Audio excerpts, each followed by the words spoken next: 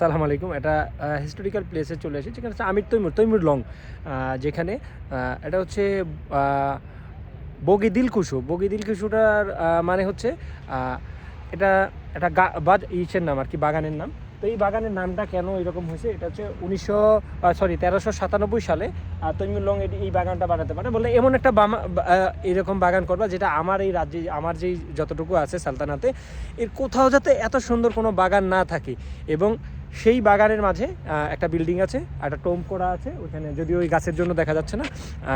তো শুধু একটা না, এখানে বলছে যে স্কোয়ার, যে চারকোনার মাঝে, এবং প্রত্যেকটা বাগানের বিস্তারিত এখানে দেয়া আছে, কত সালে বানানো হয়েছে। সবগুলোই অধিকাংশই 1397-তে বানানো।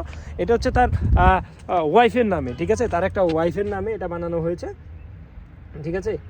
এটা হচ্ছে ওয়াইফ, নাম হচ্ছে তোকাল খানিম। এই তোকাল খানিমের যেই আছে বিল্ডিং আছে, সেখানেই যাব। শুধু এখানে এরকম না, আরও 8-10টা আর কি ছোটো ছোটো বাগান মিলে এই জায়গাটা করা হয়েছে। এবং এই আর্কিটেকচারালটা এরকম করছে যে এটা এক একটা বাগান এক একটা শেপে হবে, ঠিক আছে। আর আমরা চলে যাব হচ্ছে বাগানের একদম সেন্ট্রাল মাঝখান দিয়ে, এখানে ভিতরে চলে যাব, ওই টম্বের সামনে চলে যাব। একটা গম্বুজ দেখা যাচ্ছে, আকাশি কালার যেটাকে বলে, আসলে নীল হলে তো গাঢ় নীল, হালকা নীল যেটা আকাশি কালার বলে, সেই কালারের একটা টম্ব আছে ভিতরে, ওইখানে যাব। তো এইখানে বিভিন্ন শেপের বাগান করা হয়েছে, দেখেন বাগান। এই বাগানের মাঝে মাঝে আবার কিন্তু পুকুরও আছে, ওই যে দূরে দেখা যাচ্ছে স্নো পড়ে আছে, এদিকে স্নো ছিল হয়তো বা গত একদিনে, এগুলো 2 দিনে নষ্ট হয়ে গেছে। আবার উপরে দেখা যাচ্ছে স্নো এখনও পড়ে আছে, ওই যে ওই জায়গাগুলোতে দেখা যাচ্ছে। এদিকে ঝাউ গাছের নিচে অনেক পড়ে আছে।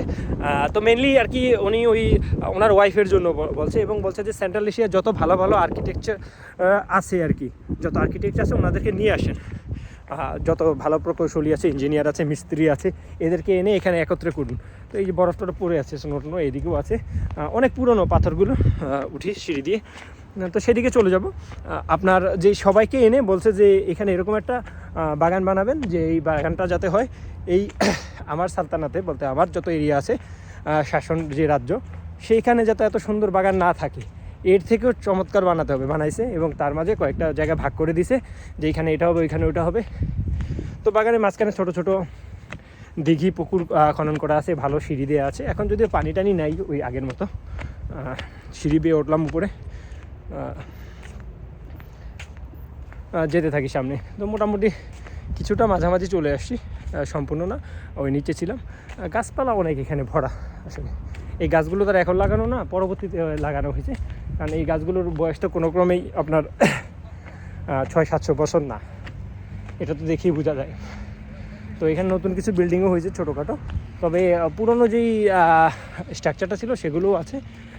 ওইদিকেই যাবো আপাতত, চলুন আপনাদেরকেও দেখাই।